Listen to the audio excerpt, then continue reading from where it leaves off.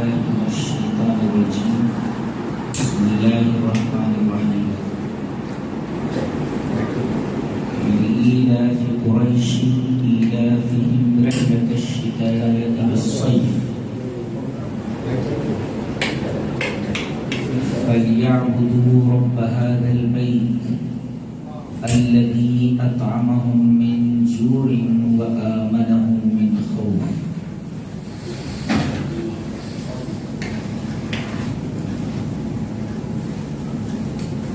اس سورہ کریمہ کا نام سورہ قریش ہے. اکثر مصلیان اپنی نمازوں میں اس چھوٹی سی سورہ کریمہ کی تلاوت کرتے رہتے ہیں. ہمارے سامنے جو تفسیر کی کتابیں ہیں اور جو متداول ہیں، یعنی عام طور سے اویلیبل ہیں، ان تفسیر کی کتابوں میں اس سورہ کریمہ کی کما حقہ تفسیر نہیں ملتی.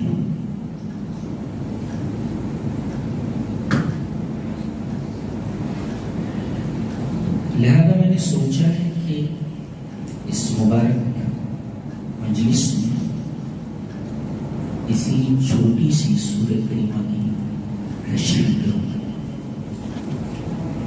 تاکہ جب آپ لوگ نماز میں یا دوران تلاوت اس سورہ کریمہ کو دیکھیں تو یہ تفسیر آپ کے ذہن میں گردش کرے اور اس کی تلاوت کے ساتھ ساتھ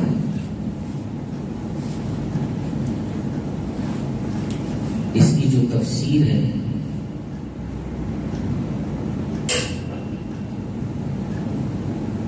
اس سے آپ محسوس ہوں.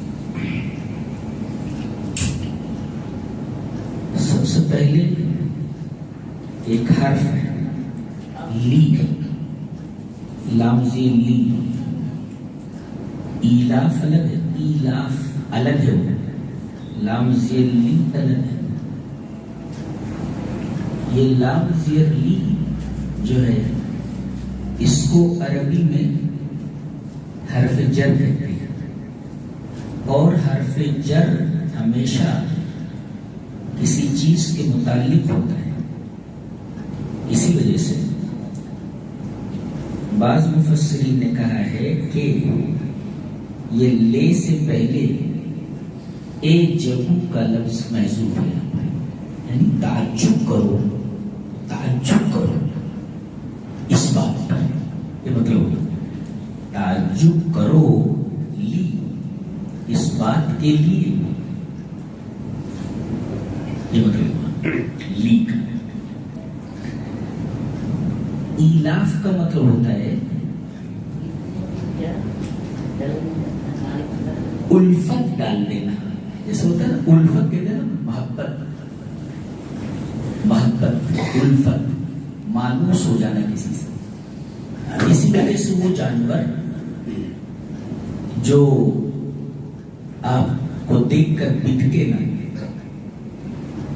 آپ کو دیکھ کر آپ کے قریب آ جائے، آپ سے وحشت محسوس نہ کرے، آپ کو دیکھ کر بھاگے نہیں، تو اس کو کہتے ہیں حیوان الیف. جی، حیوان الیف بولتے ہیں اس کو، یعنی وہ آپ سے مانوس ہے، آپ سے ڈرتا نہیں، یعنی اس کو آپ سے الفت ہو گئی. حیرت کی بات تو یہ ہے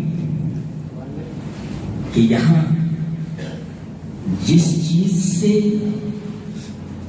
الفت کرنے کی بات کہی جا رہی ہے، عام طور پر آدمی کی فطرت اس کے خلاف ہے.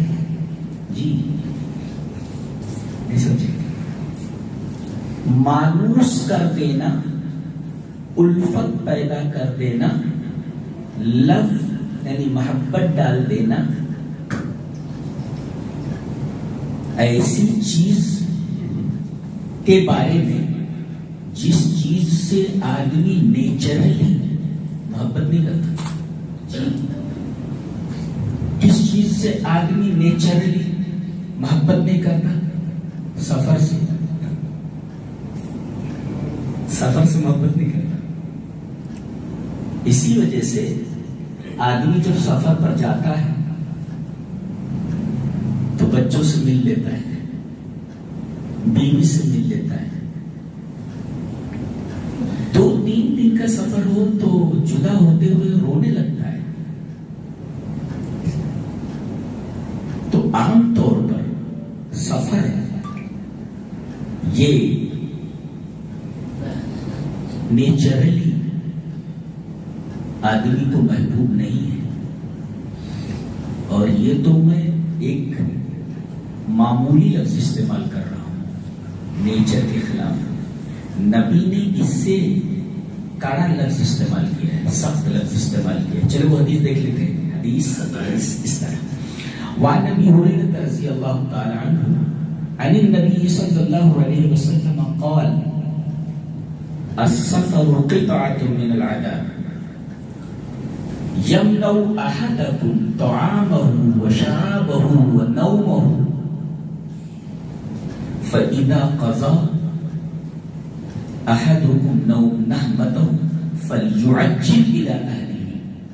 رواه البخاری في کتاب الحج. امام بخاری اس حدیث کو کتاب الحج میں لائے. ابھی بخاری شریف کھولیں گے نا تو جہاں حج کا چیپٹر ہے، حج کا بیان ہے، حج کی احادیث ہے، ان میں حدیث بھی جائے گی بخاری میں. ترجمہ کیا ہے؟ حضرت ابو ہریرہ فرماتے ہیں کہ نبی اکرم صلی اللہ علیہ وسلم نے ارشاد فرمایا کہ سفر عذاب کا ایک ٹکڑا ہے. کیا فرمایا؟ سفر عذاب کا ایک ٹکڑا ہے. میں نے تو کہا تھا یہ نیچر کے خلاف ہے، لیکن نبی اسے عذاب کہہ رہے ہیں. عذاب جیسے عذاب ہے کوئی چیز، اس عذاب کا ایک ٹکڑا ہے. اتنی سخت بات کہی ہے نبی کریم صلی اللہ علیہ وسلم. اور ظاہر ہے کہ آدمی کو عذاب سے نیچرلی الفت نہیں ہوتی، ایلاف نہیں ہوتی، محبت نہیں ہوتی. سورہ کریمہ کتنی گہری ہے، آپ بالکل اس کو لائٹ نہیں لے سکتے. کمال کی سورہ کریمہ ہے اور اللہ کا پورا کلام کمال کا ہے. کلام کمال کا ہے، اس کا ہر کلام کمال کا ہے. تو السفر قطعۃ من العذاب، سفر عذاب کا ایک ٹکڑا ہے. اچھا عذاب کسے کہتے ہیں؟ لغت میں لکھا ہے کہ الم الناشی عن المشقت، تکلیف سے آدمی کو جو روحانی اور بدنی تکلیف پہنچے، دیٹ از کالڈ عذاب. نبی نے کہا کہ سفر عذاب ہے، عذاب کا ایک ٹکڑا ہے. جی عذاب کا ایک ٹکڑا ہے. عذاب کس کو کہتے ہیں؟ عذاب کہتے ہیں الالم الناشی عن المشقہ، تکلیف سے آدمی کو جو ذہنی، روحانی اور بدنی درد پہنچتا ہے. کسی مشقت کی وجہ سے آدمی کو جو جسمانی، روحانی اور بدنی درد پہنچتا ہے، الم پہنچتا ہے، تکلیف پہنچتی ہے، اسے کہتے ہیں عذاب. تو بتائیے کیا آدمی کی فطرت یہ ہے، آدمی کا نیچر یہ ہے کہ ایسی مشقت اٹھائے جس مشقت کی وجہ سے آدمی کو روحانی، ذہنی اور بدنی تکلیف پہنچے؟ وہی میں نے کہا نیچر کے خلاف ہے. عذاب سے آدمی دور رہتا ہے، جو بھی تکلیف پہنچائے اس کے ذہن کو، جو بھی تکلیف پہنچائے اس کی روح کو، جو بھی تکلیف پہنچائے اس کے بدن کو، آدمی سے دور رہتا ہے، یہ نیچر ہے آدمی کا۔ لیکن اگر اسی عذاب کے ٹکڑے سے اگر اللہ کسی کو مانوس کر دے اور آدمی اس سے محبت کرنے لگے تو اللہ کی کتنی بڑی نعمت ہے۔ اللہ یہ فرما رہا ہے سفر جیسی چیز کو ہم نے ان کے لیے محبوب بنا دیا۔ اور ایسا یہ ایلاف کا مطلب ہے جی، یعنی آدمی عذاب سے محبت کرنے لگے۔ سفر جب عذاب کا ٹکڑا ہے تو سفر کو اگر ایلاف کر دیا جائے، اس کے لیے الفت پیدا کر دی جائے سفر کے آدمی کے دل میں، تو یہی تو مطلب ہوا کہ ایک تکلیف دہ چیز کو، ایک المناک چیز کو آدمی کو اس سے مانوس کر دیا گیا، اس سے محبت پیدا کر دی۔ کتنا بڑا احسان ہے۔ اب دیکھیں حدیث پوری دیکھ لیں۔ حضرت ابو ہریرہ فرماتے ہیں کہ نبی اکرم صلی اللہ علیہ وسلم نے ارشاد فرمایا السفر قطعۃ من العذاب، سفر عذاب کا ایک ٹکڑا ہے۔ کیوں؟ دیکھو نا، یمنع احدکم، نبی فرما رہے ہیں دیکھو نا، عذاب ہی تو ہے۔ یمنع احدکم، مسافر کو یہ سفر روک دیتا ہے، طعامہ، کھانے سے اس کے، وشرابہ، پینے سے، ونومہ، اور سونے سے۔ صحیح کھانا نہیں ملتا ہے، کہیں چلا گیا ایسا تو اس کے مزاج کے مطابق کھانا نہیں ہوتا، اور اس کے مزاج کے مطابق پینا نہیں ہوتا، اور اس کے مزاج کے مطابق نیند نہیں آتی اس کو، وقت کے اوپر وہ سو نہیں پاتا ہے۔ بتائیے آدمی اگر کھانے سے رک جائے، پینے سے رک جائے اور نیند نہ ملے تو اس سے بڑا عذاب کیا ہے؟ ظاہر ہے کہ یہ تینوں چیزیں تکلیفیں ہیں، کھانا نہ ملے صحیح سے، پینا نہ ملے صحیح سے، نیند نہ ملے صحیح سے، ظاہر ہے کہ یہ ایک عذاب ہے جی۔ نبی کریم صلی اللہ علیہ وسلم فرمایا یمنع احدکم طعامہ وشرابہ ونومہ۔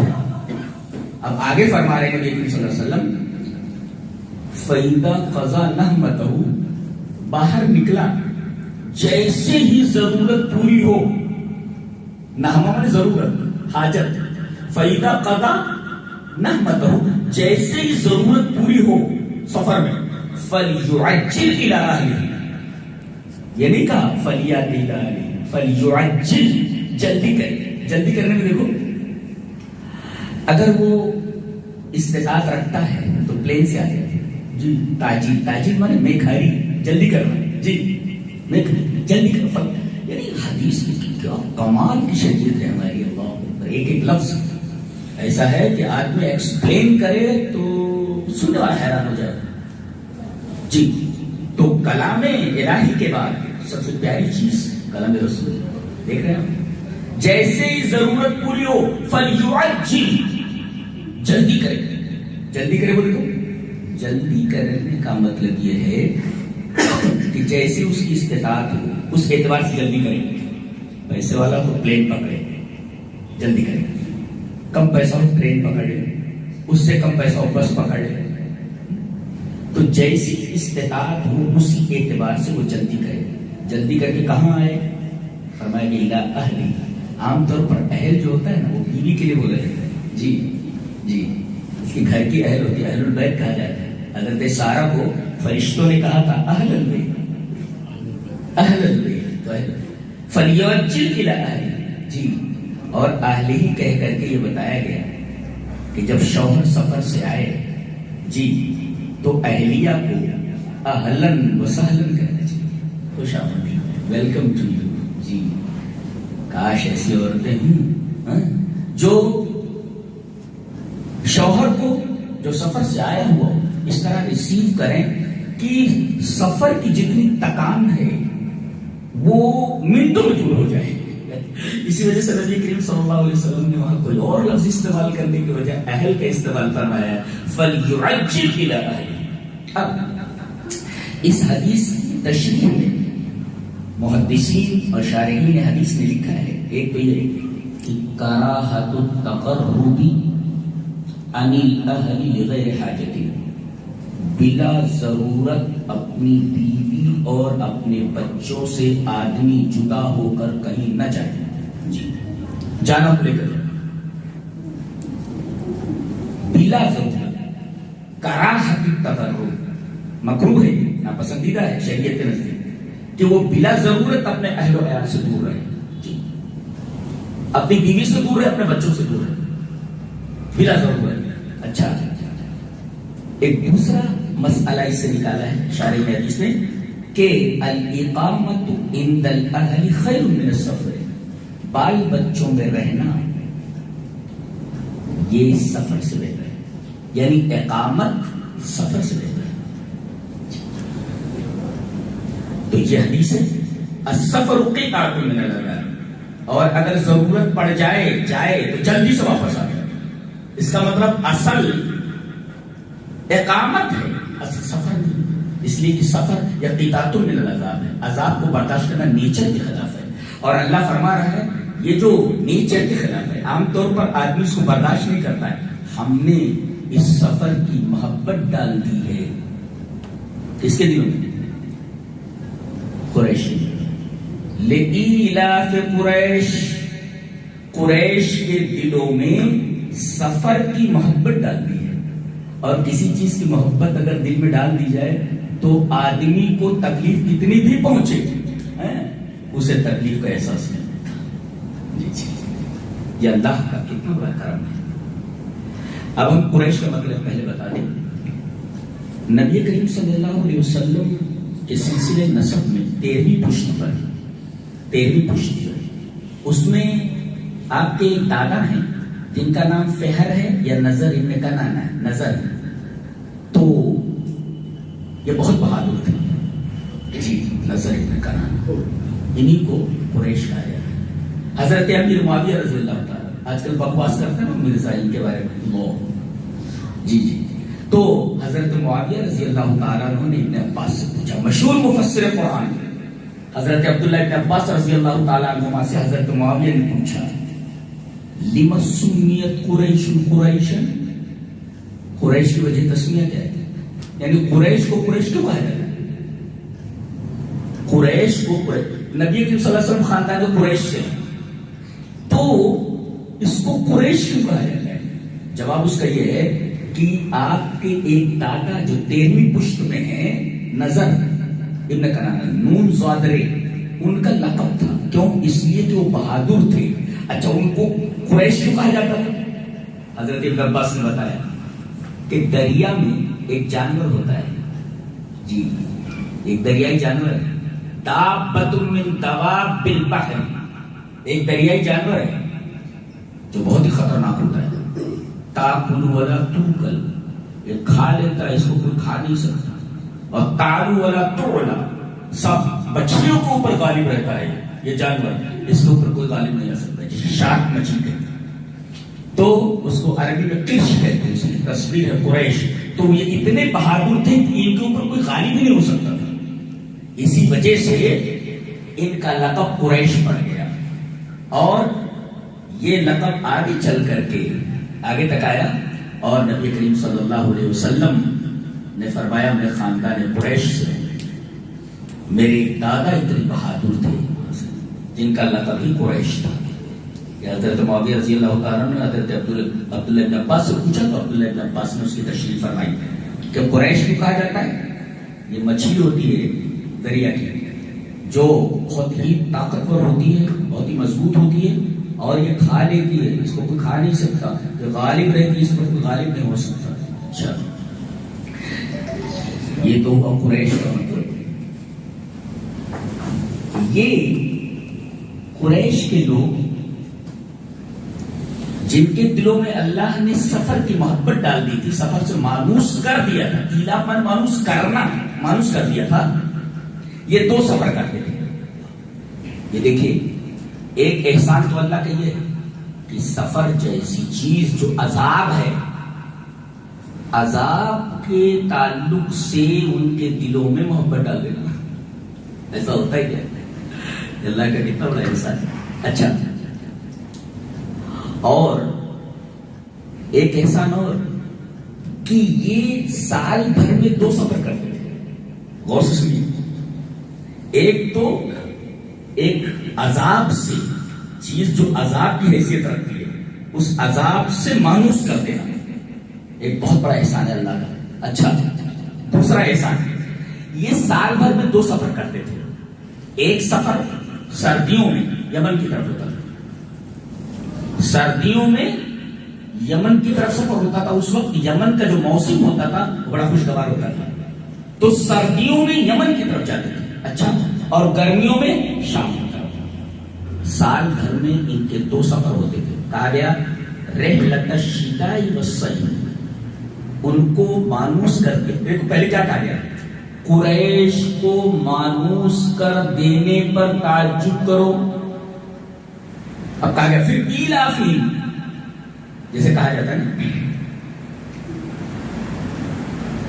جب ابہام ہوتا ہے نا کسی چیز کو کسی چیز کے اندر پہلے کوئی ابہام ہوتا ہے صاف نہیں ہوتی بات میں کان لگاتا ہے اب پوری توجہ سے سنتا ہے کہ آگے بات کیا کہی جا رہی ہے. تو ابہام بادل ایزاح یہ بہت ہی اہم ہوتا ہے. جیسے کہا جائے ارے مرود کی ایک چیز کیا ہی بہترین ہے. ارے ایک چیز بولی تو کان لگا دیا کیا چیز ابہام ہے نا صاف نہیں. اب کہہ دیا ایلاف پہلے کا ایلاف ہے قریش کو مانوس کر دینے کی وجہ سے. تو اب سوال پیدا ہوا کہ کس چیز سے مانوس کر دینے. مرود کی ایک چیز بڑی اہم ہے. کون سی چیز ہے؟ بولے وہاں کا قلعہ ہوتا ہے وہاں کا قلعہ. تو بتایا گیا قریش کو مانوس کر دینے کی وجہ سے ابہام ہے. اور ابہام جب ہوتا ہے تو آدمی کان لگاتا ہے اور بعد میں اس ابہام کی جب توضیح ہوتی ہے تو اس کو مکمل ذہن میں لے آتا ہے. تو کس چیز سے قریش کو اللہ نے مانوس کر دیا ہے؟ 2 سفروں سے. ایلافہم رحلۃ الشتاء والصیف جاڑے اور گرمی کے سفر سے ان کو مانوس کر دیا. پہلے کہا گیا قریش کو مانوس کر دینا کہاں لگا دیا ابہام وضاحت کی گئی کہ کس چیز سے مانوس کر دیا 2 سفروں سے. ایک گرمی کا سفر اور ایک جاڑے کا سفر. یہ الابہام ہے بادل ایزاح بادل ابہام. اللہ کا احسان دیکھو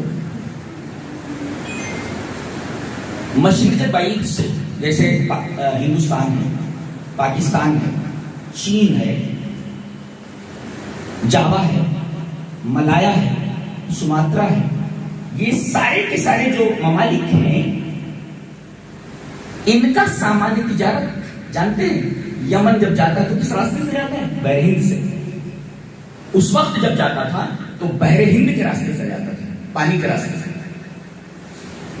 جو کشتیاں ہوتی تھی بادبانی کشتیاں اس کے راستے جاتا تھا. یعنی چین کا سامان تجارت ہندوستان کا سامان تجارت پاکستان سے بنا ہی نہیں تھا. تو جاوا کا سماترا کا ملایا کا یہ جو مشرق بعید کے ممالک ہیں ان کا سامان تجارت بحر ہند سے ہو کر کے یمن جاتا تھا. یمن کی بندرگاہ پر اترتا تھا. اتنا سمجھ میں آئے؟ اچھا اور یورپ سے روم سے جو سامان تجارت آتا تھا وہ کہاں اترتا تھا؟ شام اور فلسطین کی بندرگاہ پر. وہاں کے بندرگاہ پر اترتا تھا. اللہ اکبر. تو یہ سامان ہندوستان کا چین کا جاوا کا سماترا کا ملایا کا یہ سامان بحر ہند کی راہ سے پہنچ رہا ہے یمن. اب یہ سردیوں میں پہنچ رہے ہیں. کون؟ یہ قریش کے لوگ. کہاں؟ یمن. گویا کہ ہندوستان کا سامان خرید رہے ہیں چین کا سامان خرید رہے ہیں جاوا کا سماترا کا ملایا کے جتنے بھی مشرق بعید کے ممالک ہیں ان کے جو سامان تجارت یمن کی بندرگاہ پر اتر رہے ہیں یہ وہاں جاتے ہیں یمن وہاں خریدتے ہیں. اچھا یہ سردیوں میں. اور گرمیوں میں یہ جاتے ہیں شام کی طرف. تو یورپ سے جو سامان آ رہا ہے اور شام اور فلسطین کی بندرگاہ کے اوپر جو یورپ اور روم وغیرہ سے جو سامان آ رہا ہے اس سامان کو وہ لوگ خریدتے ہیں. کب؟ گرمیوں کے موسم میں. تو ایلافہم رحلۃ الشتاء والصیف یہ 2 سفر کرتے ہیں سال میں. شیتا جاڑ صیف گرمی. गर्मियों का सफर शाम की तरफ, सर्दियों का सफर यमन की तरफ। खूब माल कमा रहे हैं, यमन से ला रहे, यूरोप का आया हुआ सामान मक्का ला रहे कुरैश के लोग, इलाके कुरैश, और यमन जाकर के सर्दियों के मौसम में यमन का सामान तिजारत जो उतर रहा है यमन में वो लेकर के मक्का आ रहे। अच्छा, अल्लाह तबारक व तआला का एहसान देखो कि यमन और शाम, रूम से आने वाले सामान तिजारत कहां उतर रहे?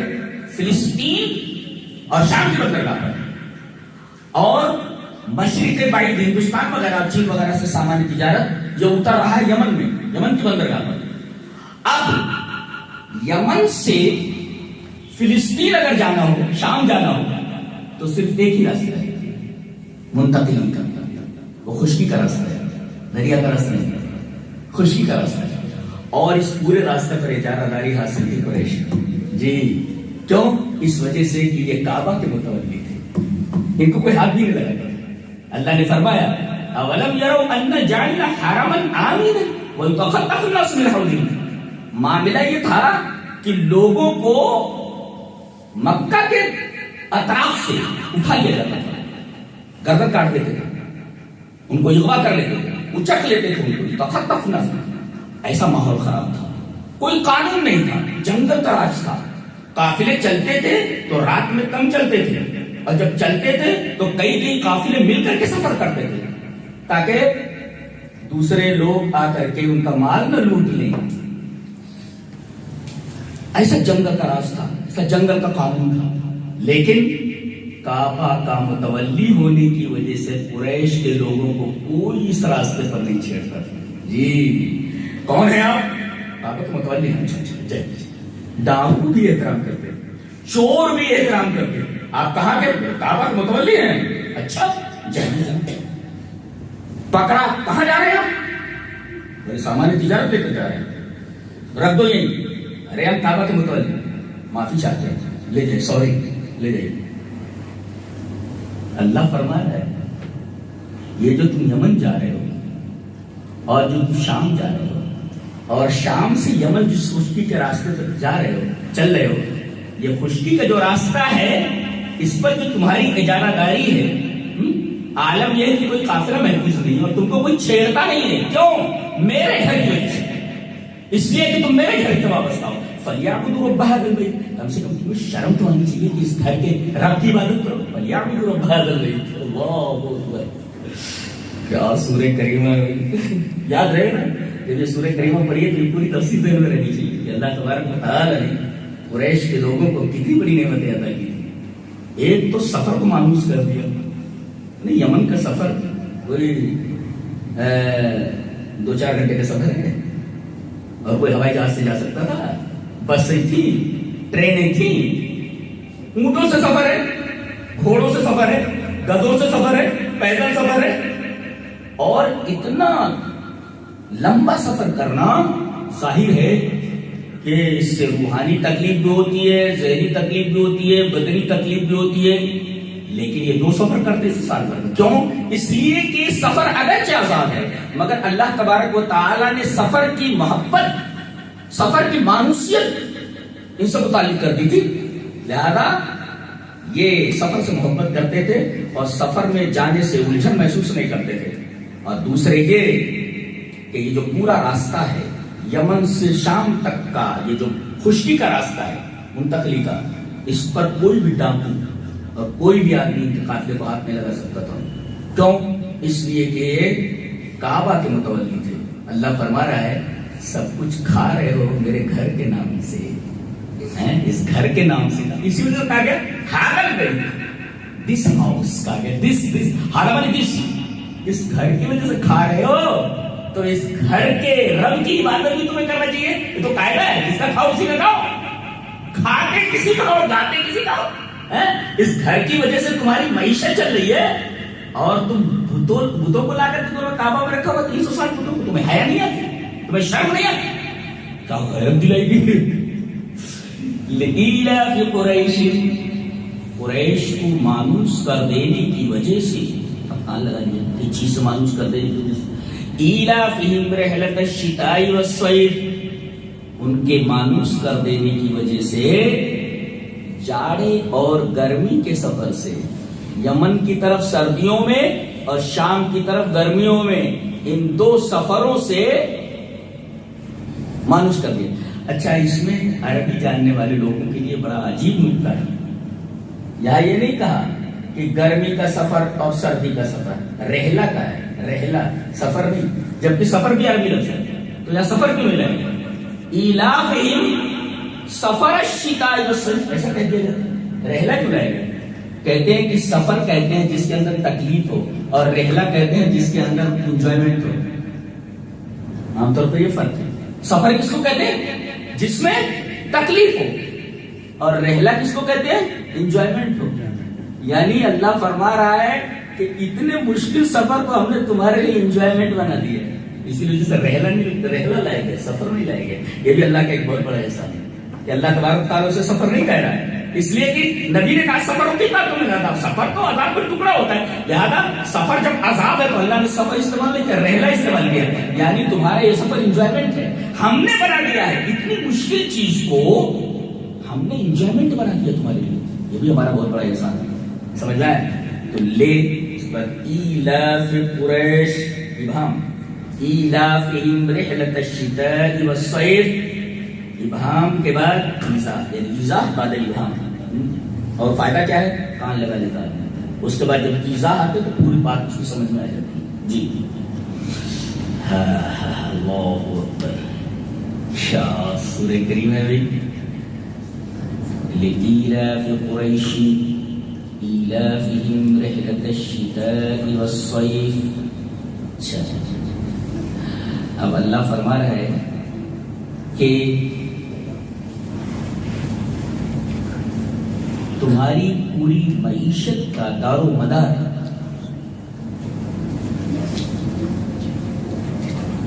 تمہارا جو پیٹ بھرتا ہے، قوام و معاش، تمہاری معیشت کا پورا دار و مدار انہی دونوں سفروں کے اوپر ہے، ورنہ تم ہو کہاں کے؟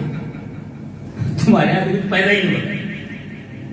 حضرت ابراہیم علیہ السلام نے کہا تھا ربنا انی اسکنت من ذریتی بواد غیر ذی زرع عند بیتک المحرم، میرے رب میں اپنی ذریت کو ایسی وادی میں بسا رہا ہوں جس وادی کے اندر کچھ پیدا نہیں ہوتا۔ اب بتاؤ، جس علاقے میں، جس منطقے کے اندر، جس شہر کے اندر اور اطراف میں زمین ایسی نہ ہو جس میں کچھ اگا سکیں آپ، چٹیل میدان ہو، بتائیے آپ بھوکوں مر جائیں گے کہ نہیں؟ بھوکوں مر جائیں گے آپ۔ اب اس میں اللہ تبارک و تعالیٰ کے یہ انتظام کرنا کہ جہاں کچھ پیدا نہیں ہوتا، وادی غیر ذی زرع ہے، کچھ پیدا نہیں ہوتا، زراعت نہیں ہوتی، وادی غیر ذی زرع ہے، زراعت نہیں ہوتی، اور جب کچھ پیدا نہیں ہوتا تو زندہ کیسے رہ سکتے ہو؟ تو پوری زندگی کا تمہارے مدار، معیشت، جس کے اوپر تم زندہ ہو، جس کی وجہ سے تمہاری بقا ہے، جانتے ہو؟ اسی تجارت کی وجہ سے یمن اور شام کی طرف تجارت کی وجہ سے یہ قوام و معاشت میں تمہاری معیشت کا پورا دار و مدار ہے، جس کی وجہ سے تم زندہ ہو، ورنہ تمہارے پیدا کیا ہوتا ہے؟ جب تمہارے کچھ پیدا نہیں ہوتا بھوکوں مر جاؤ گے۔ اور امن و امان نام کی کوئی چیز ہی نہیں ہے تمہارے یہاں۔ اولم یروا انا جعلنا حرما آمنا ویتخطف الناس من حولهم، ہم نے حرم کو جائے امان بنا دیا ہے۔ آپ بتائیں، کہتے ہیں کہ مسلمان ہر جگہ ٹیرر پھیلاتا ہے، اور مسلمان ٹیرر کی علامت ہے۔ کسی داڑھی والے کو مسلمان کو دیکھ لیا جائے، داڑھی والے مسلمان کو کہا جاتا ہے کہ آتنکوادی ہے۔ ہمیں دنیا کا کوئی ایسا مقام دکھا دیجیے جس کے حدود میں جانور تک محفوظ ہو، جس کے حدود میں درخت تک محفوظ اللہ، حدود حرم تو درخت کو نہیں کاٹا جا سکتا. حدود حرم میں کہیں جانور بیٹھا ہوا ہو تو مارنا تو دور کی بات ہے، آپ اسے بھگا نہیں سکتے. وہاں سے بیٹھا ہوا ہے، آپ اسے بھگا نہیں سکتے. وہاں کے درختوں کو نہیں کاٹا جا سکتا. بتائیے، انسان نہیں جانور ہیں بیٹھے ہوئے ہیں، مارنا تو دور کی بات ہے، ان کو آپ بھٹکا نہیں سکتے، ان کو آپ بھگا نہیں سکتے. بیٹھا ہوا تو بیٹھا رہنے دو. اور یہ تو جاندار ہے، جانور ہے، درخت نہیں کاٹ سکتے جو بے جان ہے. ہماری حالانکہ وہی جاندار ہی ہے، لیکن ویسے جاندار نہیں جن کے اندر ادراک ہو جی، تو ان کو بھی نہیں کاٹا جا سکتا. تو اللہ تبارک و تعالیٰ نے اپنے گھر کو بیت المحرم کا ہے، قابل احترام گھر، اور احترام ایسا ہے کہ اس کے حدود میں کسی جانور کو مارنا تو دور کی بات ہے، اسے بھٹکایا نہیں جا سکتا، وہاں کے درخت کو کاٹا نہیں جا سکتا. دنیا کے اندر کوئی ایسی جگہ بتا دیجیے جس کے حدود کے اندر کسی جانور کو نہ مارا جا سکے، کسی درخت کو نہ کاٹا جا سکے. پوری دنیا کے اندر کوئی جگہ دکھائے، پوری دنیا کے اندر کون سی جگہ نہیں دکھائی جا سکتی، سوائے اس کے کہ اللہ تبارک و تعالیٰ نے کعبہ کی کچھ حدود مقرر فرمائے کہ یہ حرم کے حدود ہیں، یہاں یہ چیز نہیں کر سکتے آپ. اور اللہ کے رسول صلی اللہ علیہ وسلم نے مدینہ کے بعض ایریے کو حدود حرم قرار دیا، یہاں پر بھی وہی کام نہیں کر سکتے جو آپ مکہ کے حدود میں نہیں کر سکتے. یہ اللہ نے کیا، اور اللہ کے حکم سے مدینہ کے حدود کو نبی کریم صلی اللہ علیہ وسلم نے مقرر فرمایا. جی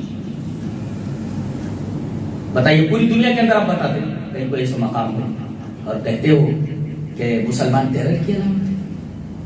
ارے حضرت ابراہیم علیہ السلام جن کی وجہ سے مکہ کی آبادی بڑھی ہے، مکہ آباد ہوا ہے، انہوں نے تو دعا مانگی تھی کہ رب اجعل هذا البلد آمنا، میرے رب اس شہر کو امن والا شہر بنا.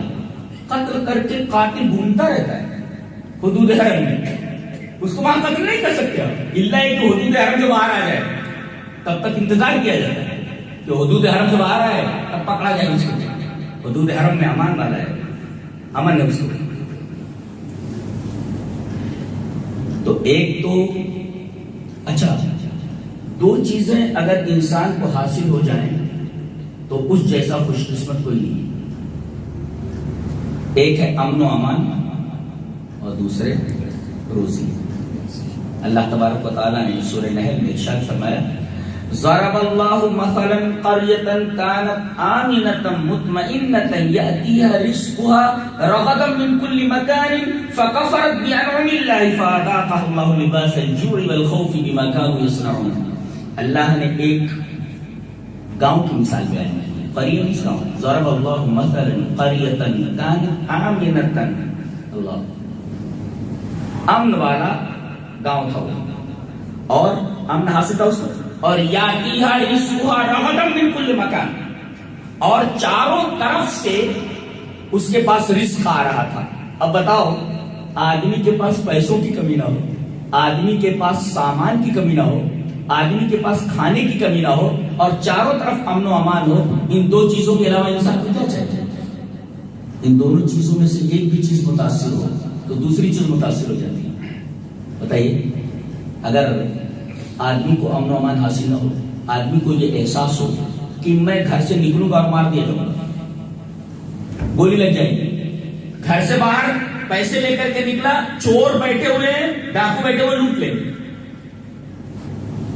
گاڑی لے کر کے نکلے، گاڑی چھین لیں گے.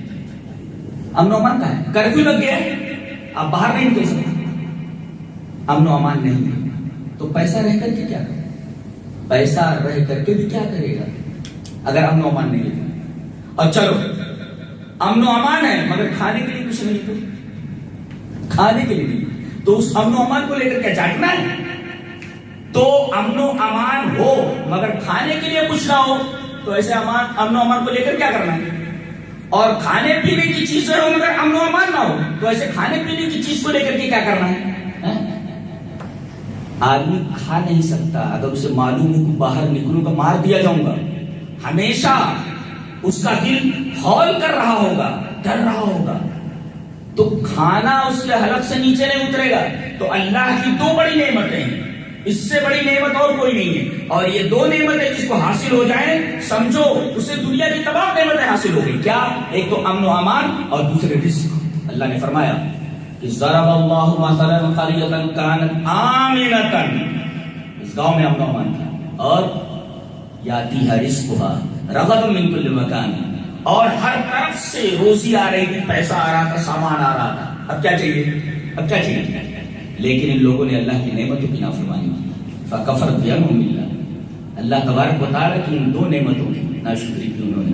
جی ایسے ہی اللہ تبارک و تعالیٰ نے ایک شہر کا تذکرہ کیا ہے, شہر سبا کا. لقد کان لسبع فی مسکنہم آیہ جنتان عن یمین و شمال. اور اللہ نے فرمایا کلوا من رزق ربکم واشکروا لہ, اللہ کا رزق کھاؤ اور اس کا شکر ادا کرو. کیسے باغات تھے؟ یعنی بیچ میں شہر ہے, اور شہر کے دائیں طرف گنجان باغات کا سلسلہ چلا گیا ہے دائیں طرف سے, اور شہر کے بائیں طرف سے گنجان باغات کا سلسلہ چلا گیا. کہتے ہیں اتنی پیداوار ہوتی تھی پھلوں کی اور سبزیوں وغیرہ کی کہ ایک آدمی سر پر ٹوکرا لے کر کے خالی تھوڑے فاصلے کے اوپر چلا جاتا تھا تو بغیر ہاتھ سے توڑے ہوئے پورا ٹوکرا پھلوں سے بھر جایا کرتا تھا. اللہ نے کھانے کی نعمت اسی لیے رکھی تھی, اور اللہ فرمایا کلوا من رزق ربکم, اللہ کا رزق کھاؤ, لیکن ساتھ ساتھ واشکروا لہ, جب نعمت ملے تو نعمت کا شکریہ ادا کرو. جی نعمت کا شکریہ ادا کرو. انہوں نے نعمت کا شکریہ ادا نہیں کیا. اچھا ایک قاعدہ ہے اللہ کا کہ آدمی کی معیشت کا جو سورس ہے, سورس آف انکم, جب آدمی شرارت کرتا ہے اپنے انکم کے اوپر تو سورس آف انکم کو, سورس کو ڈیمیج کر دیا جائے. اب بتائیے جس سورس سے انکم ہو رہی ہے اگر سورس کو تباہ کر دیا جائے تو انکم کیسے ہوگی؟ اللہ تبارک تعالیٰ نے کہا اتنی بڑی نعمت دی جا رہی ہے, بیچ میں شہر ہے, دائیں طرف باغ, بائیں طرف باغ, یمین و شمال, دائیں اور بائیں طرف بڑے بڑے باغات, تو شکر ادا کرو.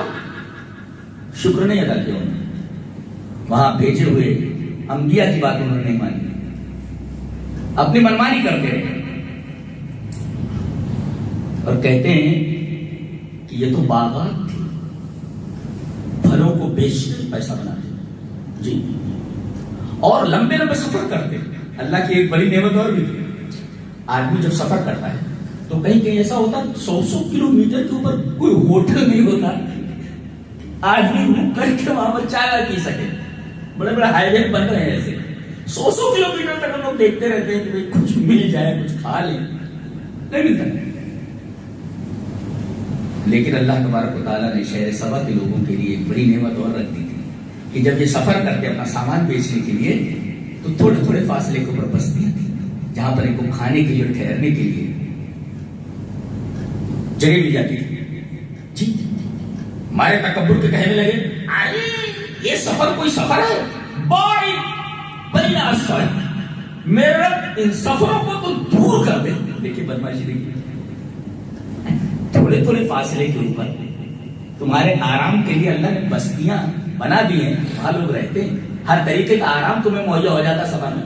کہتا ہوں بائک بین اسفارنا, ربنا بائک بین اسفارنا, اللہ سے کہہ رہے ہیں اے ہمارے رب یہ کیا سفر ہے, بائک بین اسفارنا, ہمارے اس سفر کو اور دور کر دے. اور یہ چیز اللہ کو پسند نہیں. ایک نکتہ یہاں ذہن نشین ہے, کہا جاتا ہے کہ امت اس وقت تک خیر پر رہے گی جب تک افطار میں جلدی کرے گی اور سحر میں تاخیر کرے گی. سحری دیر میں کھائے گی جی, لیکن افطار میں جلدی کرے گی. میں نے غور کیا کہ چلو بھائی 2-4 منٹ 10 منٹ اگر لیٹ بھی ہو جائے تو کیا فرق پڑتا ہے, کیا فرق پڑتا ہے. جیسے بعض لوگ کہتے ہیں کہ بھائی پہلے اذان دے دیں, پہلے اذان نہیں دے دیں تو وقت ہو گیا ہے, صبح سے شام تک بھوکا مر رہا ہے، بھوکا ہے، وہ بے ٹائم اذان دے دے گا، اس کو معلوم نہیں وقت کیا ہوتا ہے، پہلے اذان دے دیتے. یہ بات پہلے کہتے ہیں جب وہ وقت ہو گیا فوراً اذان دیتا ہے، فوراً وہ حصہ کر لیتا ہے. وہ کہتے ہیں 10-5 منٹ دیر کرنے سے کون سا پہاڑ ٹوٹ پڑے گا؟ پہاڑ ٹوٹ پڑے گا. اس لیے کہ نبی نے فرمایا ہے کہ یہ امت خیر پر رہے گی جب تک افطار میں جلدی کرتی رہے گی. کیوں؟ مجھے کیا ہے؟ مجھے یہ ہے کہ اللہ کو اپنے بندے کا بھوکا اور پیاسا رہنا یہ محبوب نہیں ہے. جی جی محبوب نہیں ہے. بندے کو تکلیف پہنچانا یہ مقصود نہیں ہے. مقصود یہ ہے کہ میں نے جب کہا کہ کھانے سے رک گیا، اور جیسے ہی میں نے کہا کھانا شروع کر دے تو کھانا شروع کر دے. یہ مقصود ہے. اب وہ یہ بتانے لگے یہودیوں نے کیا کیا تھا. یہودیوں نے یہ کیا تھا کہ جب تک ستارے چھٹک نہیں آتے تھے، ستارے نہیں نکل جاتے تو تب تک وہ افطار نہیں کرتے تھے. یعنی افطار کا وقت ہو گیا، اب وہ رکے رہتے تھے. سورج ڈوب گیا، افطار کر لینا چاہیے، افطار نہیں کرتے تھے. جب تک ستارے چھٹک نہیں آتے تھے، آسمان میں نظر نہیں آنے لگتے تھے، تب تک یہ افطار نہیں کرتے. جانتے ہو کیوں؟ یہ بتانے کے لیے کیا اللہ نے 12 گھنٹے ہمیں بھوکا رہنے کے لیے کہا ہے. ہم ایسے ہیں کہ اگر ہم کو 24 گھنٹے بھی بھوکا رہنے کے لیے کہہ دیا جائے تو ہم بھوکے رہ سکتے ہیں. یہ کیا ہے؟ یہ وہی ہے یہودیوں کی فطرت. یہ دیکھیے، ہم اللہ نے فرمایا مقصود تمہیں بھوکا پیاسا رکھنا نہیں بلکہ یہ دیکھنا ہے کہ تم تابع داری کیسی کرتے ہو. میں نے کہا رک جاؤ، کھانے سے رک گئے، اور جیسے میں نے تم کو چھوٹ دی تو تم کو اپنی قابلیت نہیں دکھانی ہے، تم کو اپنی اسٹیمنا نہیں دکھانی ہے کہ ہماری اسٹیمنا اس سے زیادہ ہے. یہودی اپنی اسٹیمنا بتاتے تھے اور یہ یہودی اسی میں تباہ ہوئی ہے. لہذا یہودیوں کی مخالفت کرتے ہوئے کبھی بھی افطار میں تاخیر نہ کرو. یہ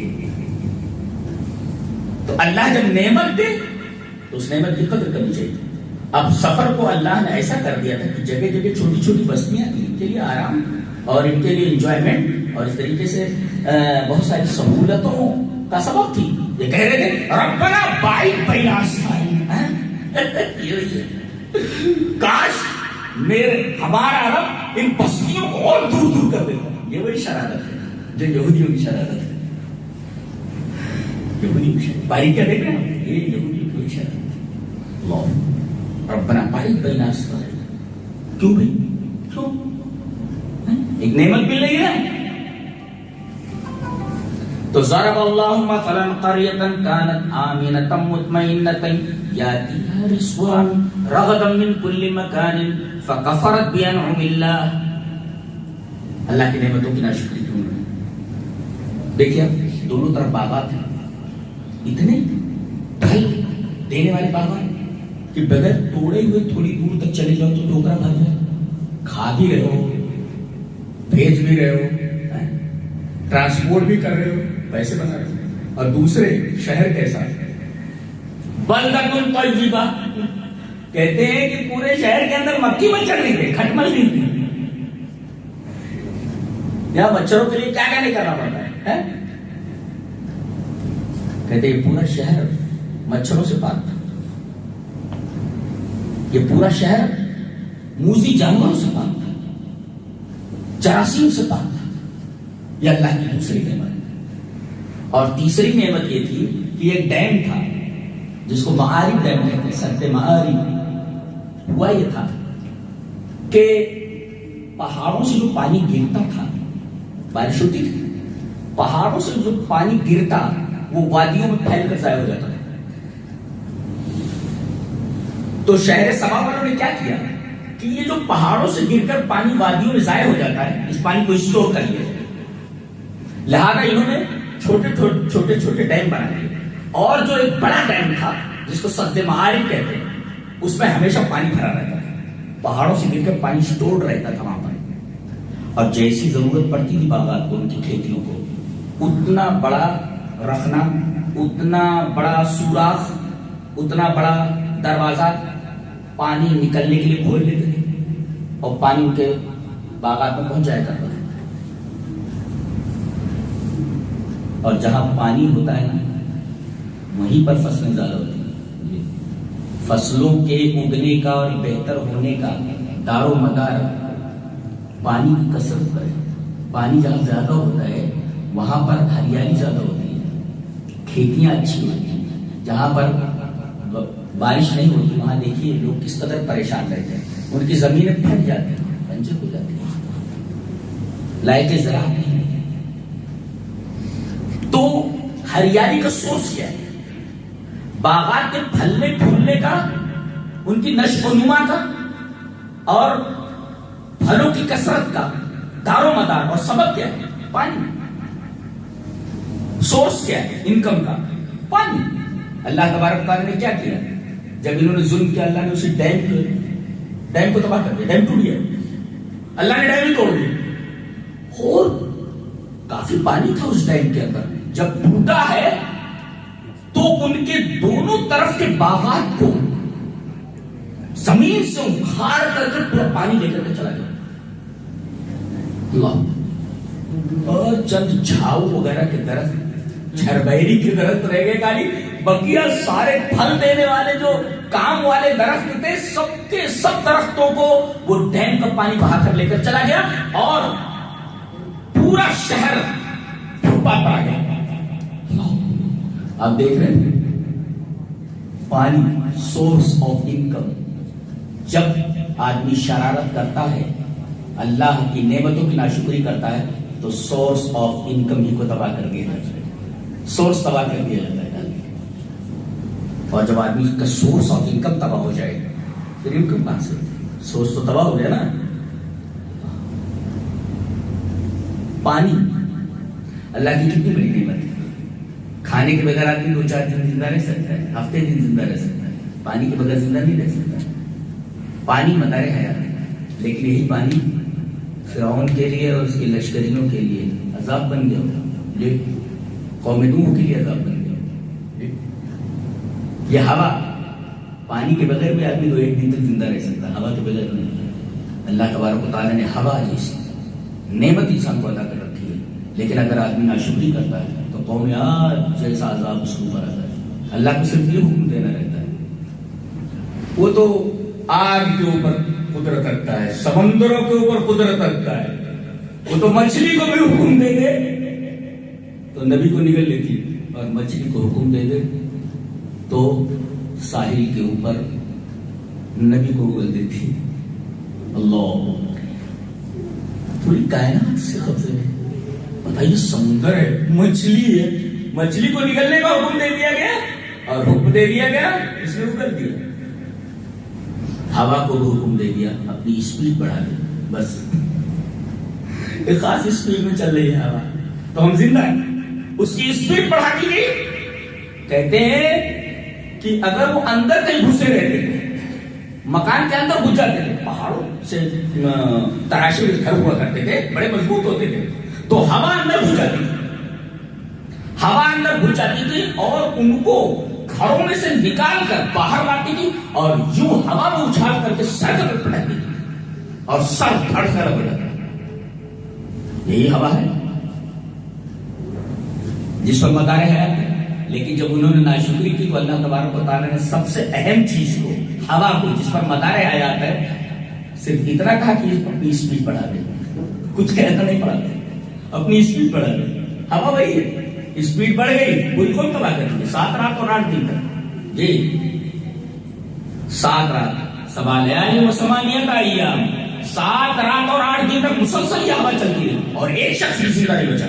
اللہ تبارک و تعالیٰ نے بڑی شان اور بڑی عظمت کے ساتھ فرمایا، فَهَلْ تَرَىٰ لَهُم مِّن بَاقِيَةٍ۔ جو کہتے تھے کہ مَنْ أَشَدُّ مِنَّا قُوَّةً، ہم سے زیادہ طاقتور کون؟ دیکھو فَهَلْ تَرَىٰ لَهُم مِّن بَاقِيَةٍ، کوئی ایک بھی بچا؟ کیا شان ہے بولنے کی، رب تعالیٰ کی قدرت دیکھی، کیا شان ہے بولنے کی۔ فَهَلْ تَرَىٰ لَهُم مِّن بَاقِيَةٍ، اس کو زندہ دیکھتے ہو؟ یہی ہوا ہے، جو ہماری سب سے بڑی نعمت. ہم نے تمہارے لیے زحمت بنا دی. ہم نے ایک بھی زندہ بچا کوئی زندہ نہیں بچا. تو اللہ جب نعمتیں دے تو نعمت کا شکریہ ادا کرنا چاہیے. اللہ نے تو 2 نعمتیں دی. کیا؟ لإيلاف قریش إيلافهم رحلة الشتاء والصيف. اچھا فَلْيَعْبُدُوا رَبَّ هَذَا الْبَيْتِ. تم کھا تو رہے ہو اس گھر کی وجہ سے میرے. تمہارے قافلے پر کوئی ہاتھ نہیں ڈالتا صرف اس وجہ سے کہ میرے گھر سے وابستہ ہو, میرے گھر کے نام سے وابستہ ہو. میرے گھر کے نام پر لوگ تمہیں چھوڑ دیتے. کم سے کم جس کا گھر ہے اس کی تو عبادت کرو. اور اسی گھر کی وجہ سے تمہیں کیا ملا ہے؟ 2 چیزیں. الذی اطعمہم من جوع, جی بھوک پر تمہیں کھانا کھلایا. یا من بدلیہ بولتے اس کو نحو من بدلیہ بدل, یعنی الذی اطعمہم من جوع, بھوک کے بدلے کھانا کھلایا. من بدلیہ. وآمنہم من خوف, اور خوف کے بدلے امن دیا. تو من بدلیہ یہ 2 نعمتیں. بھوکے تھے ان کو ہم نے کھانا دیا. جوع بھوک, اطعام کھانا کھلانا. اور آپ کو معلوم ہے کہ سب سے بڑا عمل اطعام الطعام. مسلمانوں نے یہ کام چھوڑ دیا ہے. سکھوں کو دیکھو, رمضان میں گاڑیاں رکتی ہیں تو بیچارے لاتے زبردستی دے دیتے. تم سما نہیں کھاتے اس کو, جن کو عقیدہ معلوم نہیں ہے کس کے نام پہ ہے, غیر اللہ کے نام پر تو ہم چیز استعمال نہیں کرتے. لیکن ان کے بڑے بڑے لنگر خانے جہاں کوئی بھوکا آدمی بھوکا نہیں رہتا. بڑے بڑے لوگ ہیں جو باقاعدہ ایک لنگر خانہ چلاتے ہیں کہ کوئی آدمی بھوکا نہ رہے. رمضان کس لیے آتا ہے؟ یہ بتانے کے لیے کہ بھوک کیسے ہوتی ہے. لہذا تمہارا بھائی بھوکا کیسے رہتا ہے تم اس کا احساس کرتے ہیں. وہ احساس دلانے کے لیے رمضان آتا ہے. اس کے بہت سارے جہاں فوائد ہیں, فائدہ یہ بھی کہ آدمی کو جب بھوک لگتی ہے تو اس کو کیسا لگتا ہے, اس کا احساس کرو. ہمارے یہاں کون ہے؟ ہمارے یہاں ابھی میں نے اس کے اوپر دیکھا فیس بک کے اوپر, ایک آدمی بیچارہ ایک چھوٹا سا سے ٹپڑی ڈالے ہوئے چھپڑ ڈالے ہوئے, وہ اپنی کمائی کا, محنت کی کمائی کا 1 حصہ گھر میں دیتا ہے اور 3 حصہ وہ خود کھانا بنا کر کے غریبوں کو دیتا کھلاتا ہے. چھوٹے چھوٹے پلیٹوں کے اندر دے دیتا ہے, بھوکے کو کھانا کھلاتا ہے. اچھا لگا مجھے دیکھ کر کے. اللہ نے فرمایا أَرَأَيْتَ الَّذِي يُكَذِّبُ بِالدِّينِ فَذَلِكَ. اور اللہ نے پوچھے گا جہنم میں کیسے ہے. جب جنتی جہنمی سے پوچھیں گے, اللہ نے نقل فرمایا ان کے قول کو, لم نکن من المصلین, نماز نہیں پڑھتے تھے. دوسرے ولم نکن نطعم المسکین, نماز کے عین پر مسکینوں کا کھانا کھلانا ہے. ولا يحض على طعام المسکین, کم سے کم کھانا نہ کھلا سکو تو کسی کو ابھارو تو حضہ یوزمہ نے ابھارنا, انسپائر کرنا ہے, کھانا کھلانا چاہیے. بھوک لگتی ہے آدمی تو کیسا لگتا ہے. ہمارے یہاں بھی ہونا چاہیے ساری چیزیں. ہم لوگوں نے تو سب چھوڑ دیا, دوسرے لوگوں نے ساری چیزیں لے لی. ہو حیرت کی بات ہے. جس قوم کے ہاں جس کے نبی نے یہ کہا کہ اطعام الطعام کا اتنا بڑا مقام ہے, کسی کو کھانا کھلا دے, آدمی بھوکا رہتا ہے تو اس کو کیسا لگتا ہے. یہ احساس دلانے کے لیے پورا مہینہ عطا کرتا ہے اللہ تبارک تعالیٰ کہ ایک آدمی کے دل میں انسانیت کے لیے کتنا درد ہونا چاہیے. کسی غیر مسلم سے کوئی بات کرو, ارے سب چھوڑو, انسانیت کی بات کرتے. ارے از اول تا آخر ہماری شریعت انسانیت ہی کی بات کرتے. انسانیت کیا ہے وہ ہم اپنی شریعت سے سیکھتے ہیں, قرآن سے سیکھتے ہیں کہ انسانیت کیا ہے. میں نے کہیں پڑھا تھا کہ حضرت عمر بن عاص رضی اللہ تعالیٰ عنہ نے جب مصر فتح کیا تو جہاں کیمپ لگا ہوا تھا, ٹینٹ لگا ہوا تھا دور تک, جہاں اسلامی فوجی, حیرت ہوتی ہے ہماری تاریخ کیسی ہے. فوجی لوگ خیموں میں ہیں اور جب مصر فتح ہو گیا حضرت عمرو بن عاص نے حکم دیا کہ خیمے اکھاڑ لیے جائیں. کہتے ہیں کہ جب خیمے اکھاڑنے کے لیے لوگ وہاں پہنچے تو دیکھا ایک خیمے کے پاس اس کے ڈنڈے کے اوپر ایک کبوتر نے انڈے دے رکھے یا بچے نکل آئے تھے. حضرت عمرو بن عاص نے حکم دیا کہ یہ خیمہ نہ اکھاڑا جائے. اللہ جس شریعت کے اندر پرندوں کا ہدایت ہے، پرندوں کو تکلیف نہیں پہنچا سکتے. ہمارے صحابہ کیسے، ہمارے رسول نے ان لوگوں کی تربیت کیسی کی، غضب کی تربیت. اللہ نے ہر صحابی اپنی ذات سے ایک انجمن. ہم جتنا بھی فخر کریں ایک ایک صحابی کے لیے کم. خیمہ نہ اکھاڑا جائے، چھوڑ دیا جائے، اس لیے کہ کبوتر کو تکلیف نہ ہو. آپ کہتے ہیں انسانیت کی بات کرتے ہیں، ہماری تاریخ تم نے کام پڑی. ہم کس کے بیٹے ہیں؟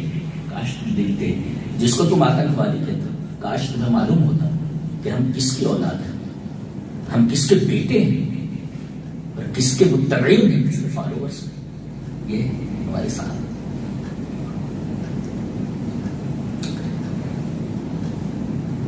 انسانیت کی خدمت کا جذبہ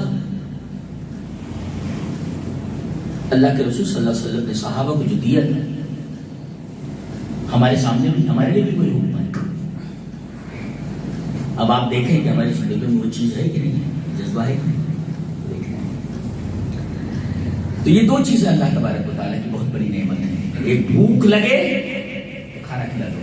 الذی اطعمہم من جوع، جو مانے بھوک، بھوک سے کھانا کھلایا، بھوک کے بدلے کھانا کھلایا، من بدلیہ. وآمنہم من خوف، اور خوف اور ڈر سے تمہیں امان دیا. یعنی خوف کی جگہ امن اور بھوک کی جگہ اطاعت، کھانا یہ دیا. یہ اللہ کی دو بڑی نعمتیں ہیں جن کو قرآن حکیم میں جگہ جگہ بیان فرمایا گیا ہے اور یہ بتایا گیا ہے. اور جگہ جگہ دیکھو، ابھی شہر سبا کا واقعہ ہوئے، اصحاب الجنہ کا واقعہ سورہ قلم میں. وہ آدمی کیا کرتا تھا، ایک باغ تھا اس کا، باغ کے جو پھل آتے اس کے 3 حصے کرتا تھا. ایک حصہ وہ گھر کے لیے رکھ لیتا تھا، ایک حصہ اپنے رشتہ داروں کو دے دیا کرتا تھا، اور ایک حصہ غریبوں کو دے دیتا تھا. اور غریبوں کو کیسے دیتا تھا معلوم ہے؟ وہ اپنے ساتھ لے جاتا تھا، جی اپنے باغ میں لے جاتا تھا. چلو چلو، اور بڑی خوشی خوشی یہ مسکین آتے تھے. اور وہیں پر پھل کے توڑنے کے بعد ان کو مسکینوں کو ایک حصہ پھل کا دینا. بہت زبردست پھل آتا تھا. آپ کو جاننا چاہیے کہ ہمارے یہاں تصور یہ ہے دینے سے کم نہیں ہوتا. آپ جتنا دیں، ہمارے یہاں کہتے ہیں بکریاں کٹتی ہیں، کتے کے پیلے کتنے ہوتے ہیں، اتنے پیدا ہوتے ہیں، سور کے کتنے پیدا ہوتے ہیں، سب فنا ہو جاتے ہیں. کون کاٹتا ہے؟ لیکن یہاں ایک شہر کے اندر کتنے بکرے کٹتے ہیں، کتنی بکریاں کٹتی ہیں، لیکن کم نہیں ہوتی کبھی. اور کٹنے والی جو قوم ہوتی ہے کبھی کم نہیں ہوتی، ہمیشہ زیادہ ہی ہوتی ہے. یہ بھی ہمیشہ یاد رکھو جی. تو الذی اطعمہم من جوع وآمنہم من خوف، اللہ کی دو نعمتیں، ایک خوف نہ ہو اس کی جگہ امان، اور ایک بھوک نہ ہو جس کے بدلے اطعام. یہ چیزیں آپ کی زندگی میں آپ یہی کام دوسروں کے لیے کرو. تو اصحاب الجنہ تھے، وہ 3 حصے کر لیتا، تو مسکین کو اپنے ساتھ لے جاتا. اب وہ مر گیا. اب اس کے 3 بیٹے تھے، تینوں نے کہا ہمارا باپ بیوقوف تھا. یہ جی جناب، ہاں جو باپ انگلی پکڑ کر بچے کو چلانا سکھاتا ہے، جب بچہ بڑا ہو جاتا ابا کو کیا سمجھتا ہے؟ اچھا واہ، ابا کو کیا سمجھتا ہے؟ ابا کو کیا سمجھتا ہے؟ جو بیمار ہو جاتا رات رات میں جاگتا رہتا ہے. اللہ کہتا ہوں اگر بچے کو ضرورت ہو باپ کے بدن کے پورے خون کی، تو باپ بدن کا پورا خون بچے کو دے دے. آپ کہتے ہو ابا کو کیا سمجھتے، ابا کو کیا سمجھتے، اماں کو کیا سمجھتے. ایسے بڑے ہو جاتے ہو. کسی اعلیٰ عہدے پر پہنچ جاتا ہے, ابا کو کیا سمجھتا بولتا ہے, تو یہ تین ہوتے بولے ابا کو کیا سمجھتا تھا, رشتہ داروں کو دے دیا, فقیروں کو دے دیا. اب باپ کا پھل آئے گا, فقیروں کو بالکل نہیں دینا ہے. باپ کا پھل آ گیا, اس کے بعد صبح صبح نکل لو اندھیرے میں. وہم یتخافتون, چپکے چپکے بات کر رہے تھے وہ. قرآن بھی بولتا چپکے چپکے بات کیوں کر رہے تھے؟ اللہ يدخلنها اليوم علیکم مسکین, تاکہ ان کی آواز سن کر کے مسکین ان کے ساتھ نہ آ جائے.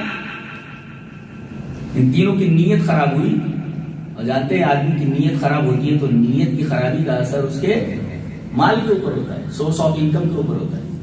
جی وہاں پہنچے تو دیکھا کہ بات ہی نہیں, ادھر ان کی نیت خراب ہوئی, خرابی نیت کے ساتھ سوئے, اور فطاف علیہ طائف من ربک وهم نائمون. ایک عذاب آیا وہ پورے باغ کے اوپر گھوم گیا جب یہ سو رہے تھے. جب وہاں پہنچے تو بات تھا ہی نہیں. وہ بولے لگتا ہے ہم لوگ راستہ بھول گئے. اس والے نے کہا راستہ نہیں بھولے ہیں, کچھ اور ہو گیا, ہماری نیت کی خرابی کی وجہ سے پورا باغ تباہ ہو چکا. تو بچو نیت کی خرابی سے, بچو نیت کی خرابی سے. تو ہماری کون سی غلطی ہے؟ ہماری نیتیں صحیح نہیں ہیں, ہمارے اعمال صحیح نہیں ہیں, ہمارے عقیدے صحیح نہیں ہیں. اونٹ تیری کون سی غلطی تھی؟ تو اپنے آپ کو سدھار لو, اپنے آپ کو صحیح کرو, اپنی زندگیوں کو بدل ڈالو, تبدیلی لاؤ. اور تم اپنی زندگیوں کے اندر تبدیلی لاؤ گے تو اللہ تمہارے حالات بدلے گا. وہ تو کہتا ہے جب تک تم نے اپنے حالات نہیں بدلنے تب تک ہم نے تمہاری حالت نہیں بدلنی. تم خود اپنے حالات بدلو, ہم تمہارے حالات بدل دیں. تم نیت کے خراب, تم عقیدے کے خراب, تمہارا عمل, تمہاری نماز سنت کے مطابق نہیں ہے, تمہارے اعمال سنت کے مطابق نہیں ہے, قرآن کے مطابق نہیں ہے. اور اس کے بعد کہتے ہو کہ ہم دنیا میں سرفراز کیوں نہیں, دنیا میں سربلند کیوں نہیں؟ جب تو قرآن بولتا ہے وانتم الاعلون ان کنتم مؤمنین, اگر تم مومن ہو تو تم بھی سربلند رہو. اس کا مطلب تمہارے ایمان میں گڑبڑی, تبھی سرفرازی چھین لی گئی ہے. 56-57 ممالک ہیں, کٹ پتلی بنے ہوئے, لتخور ہے سب, جو جہاں پائے ان کو لاکھوں سے مار لی. کیا رہے گا؟ کسی شاعر نے بالکل صحیح کہا کہ اس قدر عظیم پیروں میں تاج تھے, اتنے ہوئے ہم تھے اس قدر عظیم کہ تاج تھے, اتنے ہوئے ذلیل کی جوتوں میں آ گئے. ایسا معاملہ ہوا ہماری زندگی کا, ہمارے تو اپنے آپ کو بدلنے کی ضرورت ہے. اس سورہ کریمہ کی تفسیر اپنے ذہن میں رکھیں. ایک مفسر نے بڑی اچھی بات کہی خلاصے کے طور پر کہ یہ فَلْيَعْبُدُوا رَبَّ هَٰذَا الْبَيْتِ, یہ جو ہے انگوٹھی میں نگینے کی طرح ہے سورہ کریمہ میں. اور کہا کہ هَٰذِهِ كَالْمُعَادَلَةِ فِي الرِّيَاضِيَّاتِ, یہ فَلْيَعْبُدُوا رَبَّ هَٰذَا الْبَيْتِ یہ جیومیٹری میں ایکویشن کی طرح ہے. هَٰذِهِ كَالْمُعَادَلَةِ فِي الرِّياضِيَّاتِ, یہ جیومیٹری میں ایکویشن کی طرح ہے. ایکویشن میں جو ہوتا ہے, جو دائیں سائڈ میں ہوتا ہے وہ بائیں سائڈ کے برابر ہوتا ہے, جو بایاں ہوتا ہے بائیں سائڈ میں وہ دائیں سائڈ کے برابر ہوتا ہے. جیسے لکھوں میں 2 + 2 = 4, تو جو 4 ہے وہ 2 + 2 ہے. تو 2 + 2 کے بعد ایکول کے علامت کے بعد آپ نے 4 لکھا. اب پہلے کر دو اس کو, 4 = 2 + 2, دونوں ہے نا. ہادی المعادلہ فی, کہتے ہیں کہ ایسا کرو, من اراد الاطعام والامان فلیعبد اللہ, جسے روزی چاہیے اور جس کو امان چاہیے اسے چاہیے کہ وہ اللہ کی عبادت کرے. یہ نہ کرے. فلیعبدوا رب هذا البيت الذي اطعمهم من جوع وآمنهم, ہادی المعادلہ فی الریاضیات, جیومیٹری میں یہ ایکویشن کی طرح ہے, یہ تو ایسا کرو, من اراد الطعام والامان, جو امن چاہے اور جو کھانا چاہیے کہ وہ اللہ کی عبادت کرے. تو یوں لکھو, من اراد الطعام والامان = فلیعبد اللہ. پہلے لکھو فلیعبد اللہ = من اراد الطعام والامان. هذه الرياضيات, هذه المعادلة في الرياضيات, یہ ریاضیات میں جو جیومیٹری میں ایکویشن کی طرح ہے، پہلے بھی کر دو فلس والی، اس کو الٹا بھی ویسے ہی ہے. اللہ اکبر. چلو اس سورہ کریمہ کے بعد پھر پڑھتے ہیں. لإيلاف قريش إيلافهم رحلة الشتاء والصيف فليعبدوا رب هذا البيت الذي أطعمهم من جوع وآمنهم من خوف. اللہ تبارک و تعالیٰ ہمیں قرآن حکیم کے اسرار کو سمجھنے کی توفیق عطا فرمائے. وآخر دعوانا الحمد للہ رب العالمین. حیاکم اللہ.